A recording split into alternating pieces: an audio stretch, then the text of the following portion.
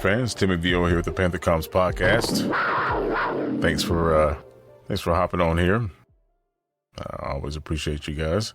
Yeah, so Panthers on the road again, and once again we take an L on the road.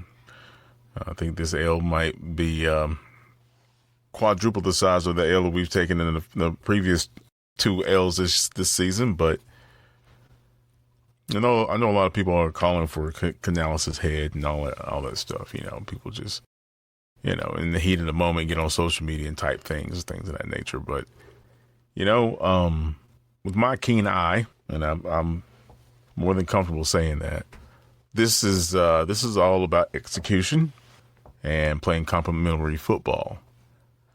All three phases of the game were non-existent today. The defense looked like they did in Jacksonville, undisciplined on the outside edge area, which is where they thrashed us with the run game screens. Our outside linebackers, DJ Johnson to be specific, but Nick Scorton as well, just taking bad angles, having what's called dirty eyes, losing the football. The Patriots coordinator, their OC is, gosh. He's extremely creative. And it's a mix of him exposing Evero in his zone schemes. But at the same time, our pass rush was non-existent this game. And again, when you have a lead like the Patriots did, especially in the second quarter where they dropped 21 points on us in one quarter, again, thanks to the special teams, like a complimentary football, what are you going to do? It's Jacksonville all over again. We're playing from behind. It's Arizona all over again. We're playing from behind. We don't play from behind very well, especially when we're thin on talent. Losing our right guard before we even got to the half, and bringing in another guy, and that guy was replaced by Christensen. I mean, we had three bodies rotating at the right guard position. Accompanied the fact that we lost Moore first play. I mean, he's no Coker. Don't get me wrong, but Moore is extremely reliable. He has a good rapport with Bryce. There were a lot of things that happened in all three facets of the game that led to what is now a 42-13 thrashing by a then 1-2 Patriots team. I have to say, though, it's different playing at home. Don't get me wrong. We won our game at home. But to have two former head coaches on your coaching staff, and talking about the head coach and the OC, I'm not quite sure what the DC is. But having that type of experience, it's pretty clear. It's pretty clear. The Patriots play clean football, and they attack you relentlessly. I think that's something we need to learn how to do. But again, Canales is a good guy. He's a very smart coach. He's a player's coach. But I'm not quite sure if he himself understands what it's like to win, and then completely erase that from your mind and go on to the next week. I'm not quite sure. I'm not sure if too much dialogue going on during the game, if they need to make things more simple, in terms of the information getting from A to C, and make that A to B, and that's it. I don't know per se, but it seems like the Patriots were really crisp with how they approached the entirety of the game. It was interesting. It was interesting. And again, we're 0-3 on the road. Is there something going on when they travel? I don't know. But nonetheless, we're going to talk about that shit. Good Lord have mercy. Week 4 is over. 42-13. Let's talk about the stats real quick. And for you guys and gals that are watching this on YouTube, I'm gonna get these stats up for you. And thanks again for joining me on the Panther Comms Podcast. Been a Panther fan since 1995. And my first jersey was a Tim V.O jersey. I believe he came out of Michigan. So you can imagine the turmoil that I have endured, and my fellow Panther fans have endured over these many years. Well, not many. We're not the Packers, but nonetheless, let me get this up here, man. Okay, so and again, I always use the PDF from the actual game via NFL. So these statistics say a lot. This is what the coaches and the coordinators use for their own breakdowns and stuff. So, just real quick, let me get down here. Let's look at the individual stats real quick. Okay, Chuba almost averaged 5 yards a carry. ETN busted one for 22 yards, but I think that was towards the end of the game. Yeah, so we had a total of 129 yards rushing, but that doesn't say a lot, considering we were playing from behind basically. Bryce had 30 attempts for 150 yards. That's horrible. In terms of our yards per throw, Jesus. He only had 18 completions. He got sacked one time. He had a passing touchdown to Tremble. He came out of there with a 84 QBR, or quarterback rating, excuse me. Man, he tossed the ball around, and I remember they were talking about in the first quarter. On our second drive, I believe it was our second drive. He already targeted 6 different players. I'm not quite sure what coach was thinking in terms of personnel when it came to the pass game. I knew it was going to be hard for him to trust his backup interior lineman coming in there against this particular pass rush. But man, our O-line held their own in the first quarter, mind you. But the swing of the momentum from that punt return. Hold on, let me go over here. Three returns, 167 yards, 55.7 yard average. And that of course, again, that first one was 87 yarder for a touchdown. And that stadium went nuts. That stadium went absolutely bonkers. Yes, I said bonkers. I'm old. Shut up. But yeah, that's complimentary football is what cost us this game. That's the bottom line. Gosh, I'm not gonna say we were outmatched. I just think we beat ourselves. The penalties, drive killing penalties, drops, a lot of bad technique on the edges on our defense. And I'll break that down on my TikTok account and get into that. DJ Johnson cost us a lot of yards, a lot. Between him, Nick Scott, and Scorton a couple of times, it was Jacksonville all over again. Except we went up against a better coordinator. We went up against apparently a better coach team overall. Wow. It was bad. It was bad. Panthers defense gave up 462 yards total. 462 yards against a Patriots offense.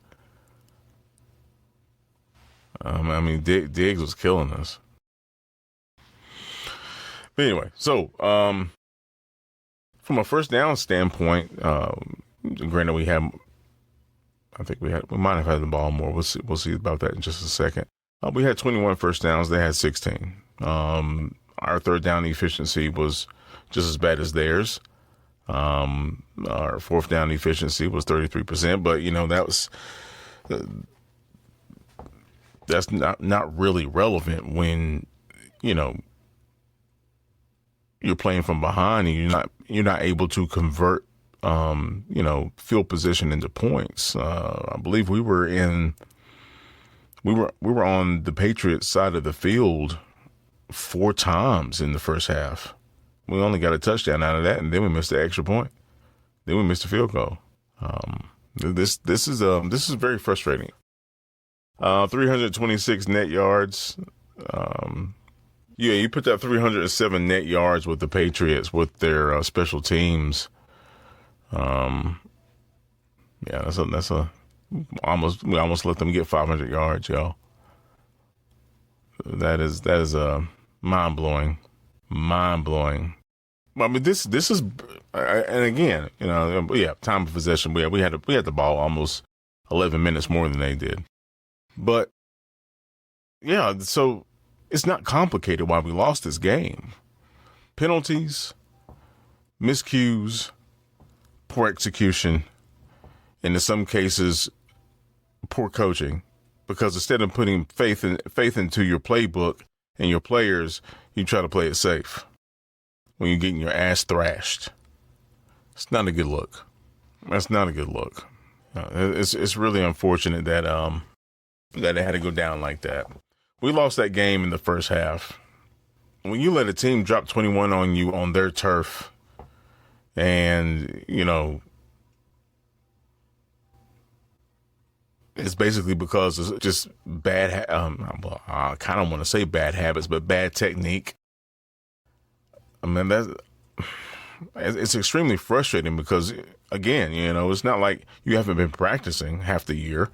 It's not like you haven't been prepping for this game, and this is the 4th game of the season. You should be tuned in to what you need to be doing. I mean, I kind of give a little bit of slack to Nick.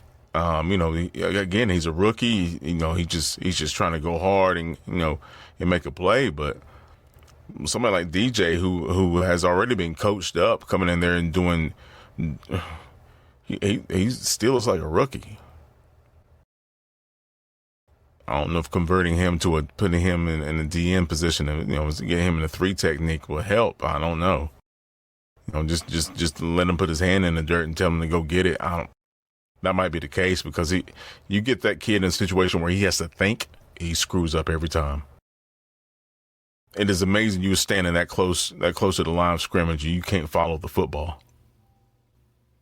It's crazy. And Nick Scott, it's pretty bad when you get juked so bad that, you have to put your leg out and, trip somebody up. If I'm not mistaken, I believe that was was that 3rd and 15 we had them in? We were just trying to get them off the field, and it was. But nonetheless, now I'll make a video about that too. Nick Scott came down from his safety position on the run play, and it was 1-on-1, mano-a-mano, and he went hard right to his right for the juke, and then the running back cut back in towards his left shoulder. And he was so out of position that he had to put his leg out there and trip the guy. And that was a personal foul.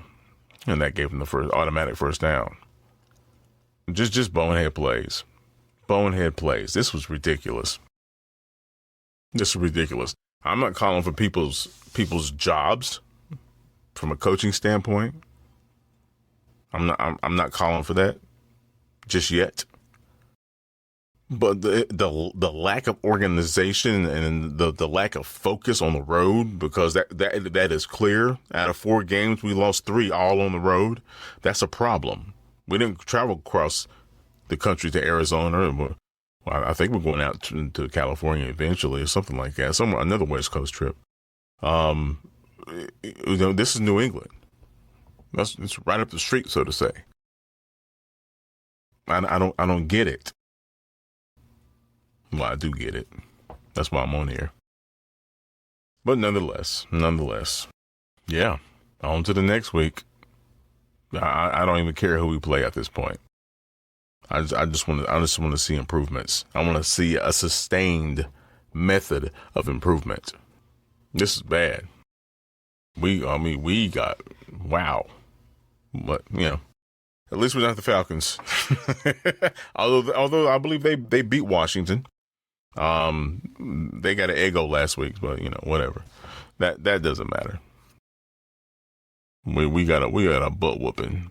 Out of 35 minutes, we only put up less than 10 points. Excuse me, less than 15 points. 42-13. 35 minutes of football, we only put up 13 points. Wow. Anyway, all right. So on to the next week, because what I'm seeing right now is a mix of a lack of attention to detail, a lack of motivation, and the unfortunate event of a lack of talent. People just keep getting hurt. But other teams get hurt too. I mean, it is what it is. The next man got to step in line. I don't know. But this was horrible, because once again we beat ourselves. Matter of fact, hold on. From a turnover standpoint, I don't think we had a turnover. Now, our red zone efficiency was pretty good. We were 2 of 2, but they were 4 of 4. Good gosh. It's crazy. We had the ball for almost 10 and a half minutes in the first quarter. We only got a touchdown out of that. I think that's a stat that is very troubling. 10 minutes and 29 seconds, we had the football in the first quarter, and we only got 6 points out of that. Wow. That is something. By all means, I appreciate you guys. Subscribe. Help a brother out. Now, I don't get paid for this, but I only do this during the season because I give a damn about football. But just not that much. Just the Panthers, what they're going to do, and hopefully they'll turn this around. All right, Panther fans, I appreciate you guys. Y'all take care and try to enjoy your week. Start getting your Halloween candy if you hadn't already. And again, check me out on TikTok and Twitter, and I have some video breakdowns of the all 22 videos coming up. Thanks, guys and gals. Y'all keep pounding. Peace.